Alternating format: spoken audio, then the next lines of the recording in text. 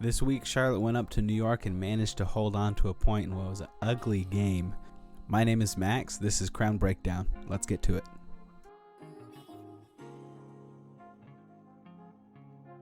Where did things go wrong for Charlotte this game? Well, obviously I think it all started with our starting lineup. Just looking at it, we've got Tuoloma at the right back, which against Montreal, he wasn't too bad. Wednesday night, it was awful. Jones is playing in that center back position rather than that central defensive midfielder spot that we're used to seeing him in, which I don't mind as much. He's stepping up. Kind of looks like a back three. When Charlotte has possession, out of possession, he sits back in his center back. But then we play Aful as a center defensive midfielder, which honestly he didn't look too bad for the minutes that he did play. Just kind of puzzling choices there.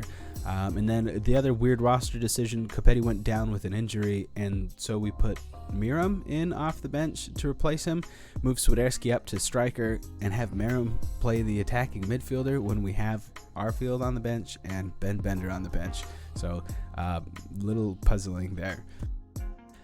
Now Charlotte gets absolutely peppered with shots this game, ended to 23 shots for New York to 3 for Charlotte.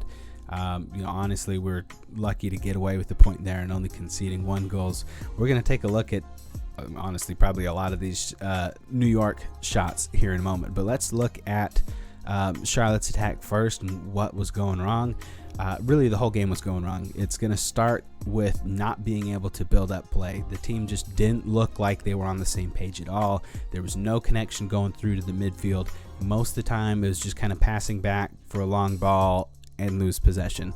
So Charlotte had almost no positive possession in this game. Just look at this momentum graph here. It's all New York the whole way. Now, most of Charlotte's decent chances in this game came from long balls. They were going to be played from Jones. Fool played a couple in, especially for that goal that Gaines scored. Westwood had a nice through ball to Copetti early on. We'll take a look at that in a second. But once they had the ball and they tried to build, it just went nowhere. It was stagnant. Once they subbed on Arfield, he made a couple of runs right at the start that looked good, but after that we all just kind of lost the plot, really. It was all defense from then on out. Alright, so let's take a look at this first chance early in the game that's going to come from Westwood ball to Copetti, and here we go. They're going to be building just like they like to. It's a long ball. Westwood picks it up. Nice through ball here to Copetti. Nicely timed run. Just off the post. Beats the keeper, just can't quite get it in. That was our, other than the goal, the best chance all game. So then here, let's take a look at this Gaines goal. This isn't one of Charlotte's big build-up plays. This comes off of a turnover. Here Aful plays a really good ball up to Swiderski, who immediately runs at the defense. They're out of position here. Bad ball into the box. Gaines picks it up and just scores a fantastic strike there. Great goal.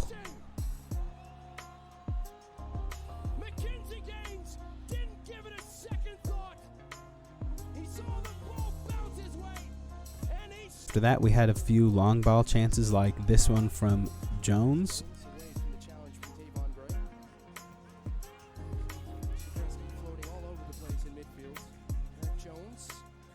Checks his run up there. Don't know what the issue was there. I don't know if he didn't think he could get that ball or if he thought he was offsides, but it was a well-placed ball from Jones. He tries to do the same thing a little bit later, looking for Arfield after he gets subbed on.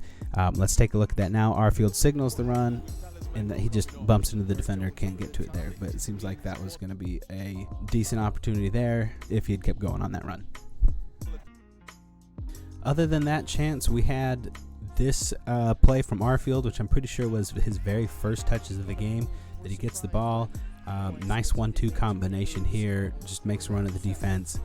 Nice meg there, just doesn't quite get it past that last defender. But if he is adding this every single game for us, honestly, Bender does pretty good at this, but just having somebody to make those runs in the midfield, that's what we're lacking a lot. Just the secondary runs. All of our forwards are right at the back line. We don't have those secondary runs coming up through the midfield. I think Arfield will help out a lot with that. Because other than that, we had a couple chances that just the final ball was lacking. Nothing really good came from it. So we had this chance right here.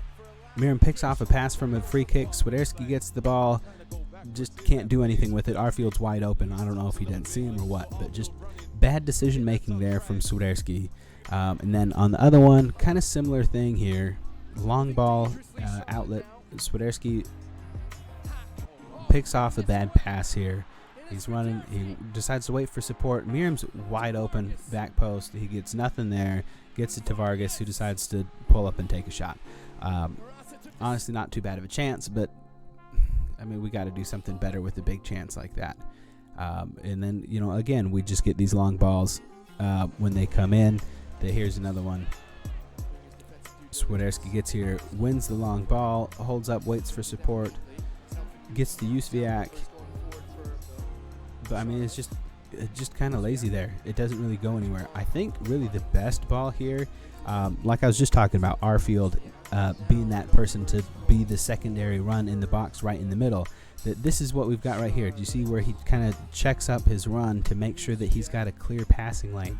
If they can connect quick, Arfield, pass it along to somebody else, it might be a little bit better of a chance than what we saw here. And then we got a couple of these where Charlotte is just forced back, and then they play a ball long. So they've got nothing going, positive possession. They don't try to play the ball forward. They're just kind of stuck back, and then they just do a long ball out to nobody. So there's one example there. We got another one right here that they're just not finding the pass here.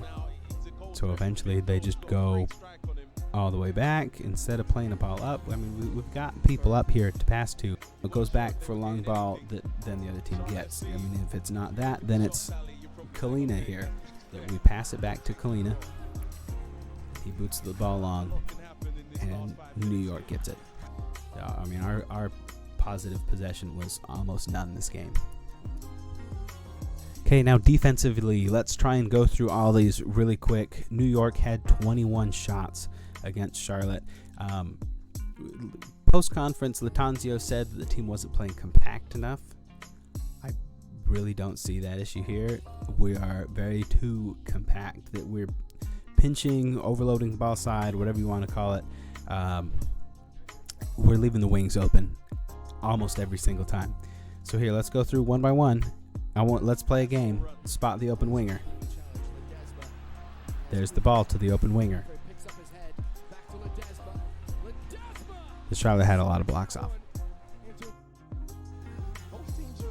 Now here's New York shot number 2. Coming from a build-up out the back. But again, Tuiloma all the way in the center like he's a center back.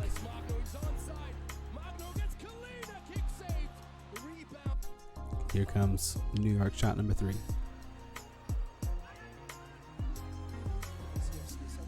Once again, we got too much space. Burn is up. The opposite post is open. Magno down here. Open. So once they get in the box, now they're nice and compact. But before that, they're just letting them down the wings. Here, this one is not a shot, but I mean, it is almost. That with our wingers all the way up in the midfield, both the opposite team wingers, he gets the ball, far post, wide open, that he just can't quite get there off that deflection. But had he been there, that would have been another, like they needed another good chance for New York. Okay, here we go, shot number 6.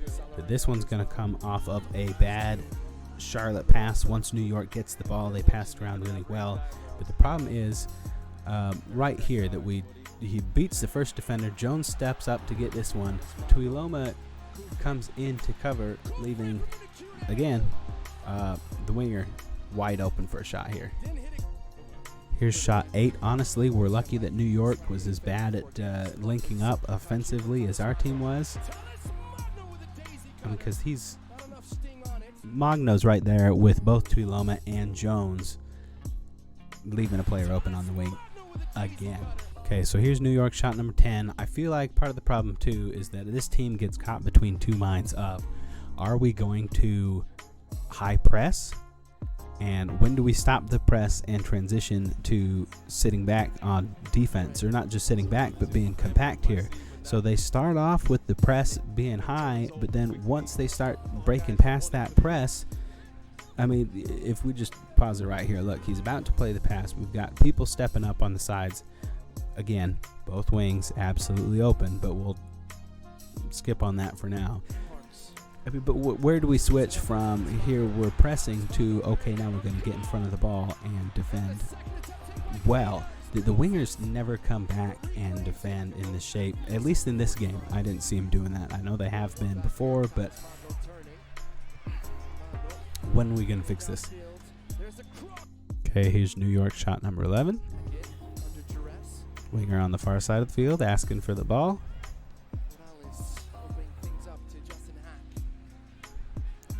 Then again, we shift over to the ball side. Leaves, again, they just have to do a big switch just like this right here, and he's through on goal. He, cut that one back. He could have taken a shot, hoped for a deflection. But again, we're just letting them play up the wings. Or just inviting the ball into the box. And, man, this game, it just drove me nuts. Okay, so I'm just going to let these play now just to finish it out, because there's not much more I can say that's going to be different on these clips. Other than we're in too wide, we let the winger get a run up the side, they get the ball to him, and then he's going to take a pass into the box. Or, our backs are pushing up too far, we're pinching in, shifting to the ball side. I mean, here's shot number 13. An exact same thing. Look, we got 2 free runners on the far post.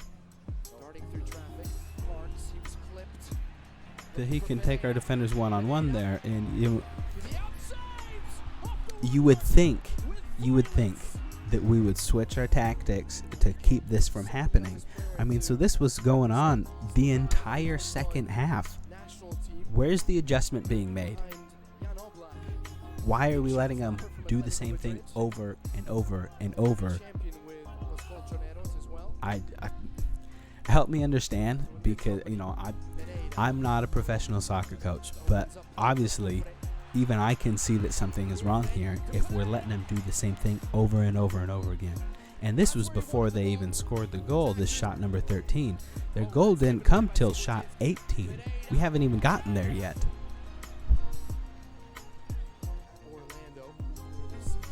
We'll get there though. Let's speed run through these.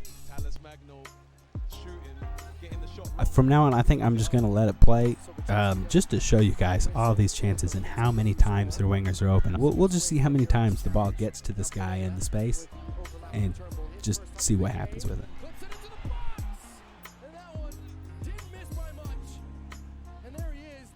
Now, like we looked at earlier, I don't think New York's press was even that intense. Like, when we played the game against Red Bull, they like to press really high and hard. The New York one, City, they weren't even pressing us that hard, but anytime we had the ball, it was just, like we looked at, we get pushed back, we play a long ball to nobody.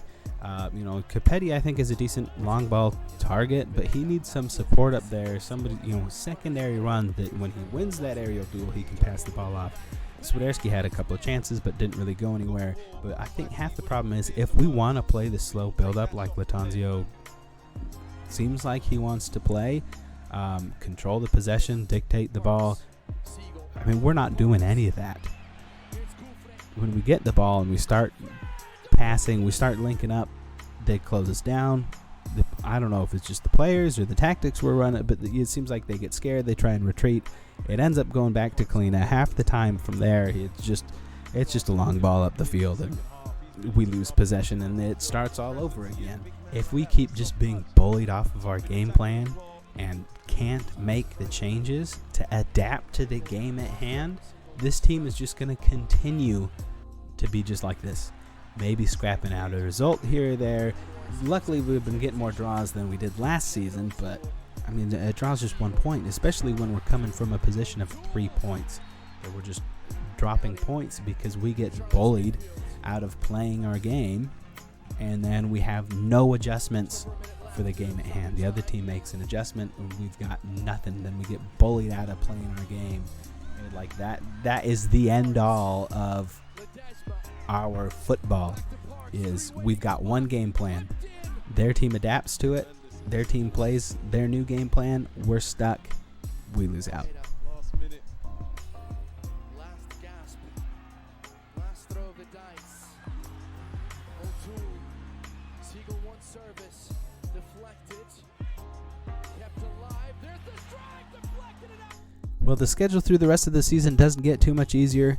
Got Cincinnati coming up, Montreal at home. That one, we should be able to win that one. Playing Inter Miami. Messi will probably be playing by then, so we'll see how that one goes. LAFC, Orlando, Nashville, DC, Philadelphia, Cincinnati again. I mean, we've got some good teams on the schedule coming up, so something needs to get put together and start putting together results, or we're going to be stuck out of the playoffs again. Let's hope this team can start stringing together some results so that we can see a playoff game. I guess we'll find out. Thanks for watching. My name's Max. This was Crown Breakdown. We'll see you next time.